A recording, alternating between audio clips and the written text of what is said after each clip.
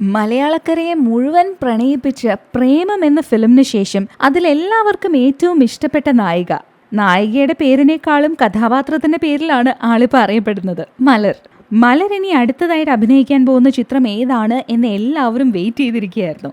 എന്നാൽ ഒരുപാട് റൂമേഴ്സിന് ശേഷം മലർ എന്ന് വിളിക്കുന്ന സായി പല്ലവി ദുൽഖർ സൽമാനുമായിട്ട് പെയറപ്പ് ചെയ്യാൻ പോവുകയാണ്. അതും സമീർ താഹിറിന്റെ ലേറ്റസ്റ്റ് പ്രോജക്റ്റിൽ.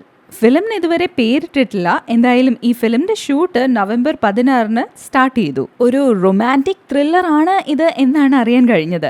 എന്തായാലും ദുൽഖറുമായിട്ടാണ് സായി പല്ലവി പെയറപ്പ് ചെയ്യുന്നത്. ഇവര് രണ്ടുപേരും തമ്മിലുള്ള ഒരു ഓൺ സ്ക്രീൻ പെയറിംഗ് എങ്ങനെയായിരിക്കും എന്നറിയാനായിട്ട് എല്ലാവർക്കും ആകാംക്ഷയുണ്ടാവും അല്ലെ? എന്തായാലും സമീർ താഹിറിന്റെ നീലാകാശം പച്ചക്കടൽ ചുവന്ന ഭൂമി എന്ന സിനിമയ്ക്ക് ശേഷം ഇറങ്ങാൻ പോകുന്ന ഫിലിമാണ് ഇത്. നീലാകാശം പച്ചക്കടൽ ചുവന്ന ഭൂമി ഒരു ആവറേജ് ഗ്രോസർ ആയിരുന്നു ബോക്സ് ഓഫീസിൽ.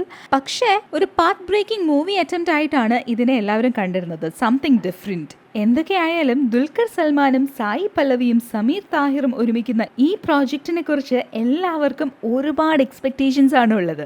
മലയാളം ഫിലിം ഇൻഡസ്ട്രിയിലെ യങ് ന്യൂ വൈബ്രന്റ് ടാലൻസ് ആണല്ലോ ഇവർ മൂന്നുപേരും. ഈ ഫിലിമിന്റെ ടൈറ്റിൽ അടുത്ത് തന്നെ അനൗൺസ് ചെയ്യും എന്നാണ് അറിയാൻ സാധിച്ചത്. ഈ ഫിലിമിൽ ദുൽഖറും സായി പല്ലവിയും വളരെ ഡിഫറെൻ്റ് ആയിട്ടുള്ള ഗെറ്റപ്സിലാണ് എത്താൻ പോകുന്നത്. തൻ്റെ ആദ്യ ഫിലിമിൽ നിന്നും വളരെ വ്യത്യസ്തമായിട്ട് ഒരു മോഡേൺ പെൺകുട്ടിയുടെ വേഷമാണ് സായി പല്ലവി ഈ ഫിലിമിൽ പ്ലേ ചെയ്യുന്നത്.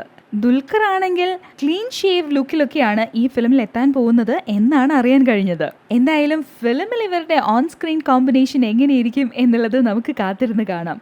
പ്രേമത്തിന് ശേഷം സായി പല്ലവി ഒരുപാട് പ്രസ്റ്റീജിയസ് പ്രോജക്ട്സിലൊക്കെ ഭാഗമാകാൻ പോകുന്നു എന്നുള്ള റൂമേഴ്സൊക്കെ ഉണ്ടായിരുന്നു. പക്ഷേ സായി പല്ലവി ഒന്നും തന്നെ കൺഫേം ചെയ്തിട്ടുണ്ടായിരുന്നില്ല. ദുൽഖർ സൽമാനും സായി പല്ലവിയും തമ്മിലുള്ള ഈ ഫിലിം അനൗൺസ് ചെയ്യുന്നതിന് മുമ്പ് വരയ്ക്കും.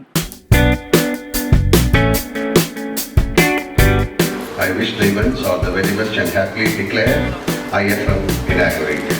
I feel entitled to be the ambassador for the cinema for women.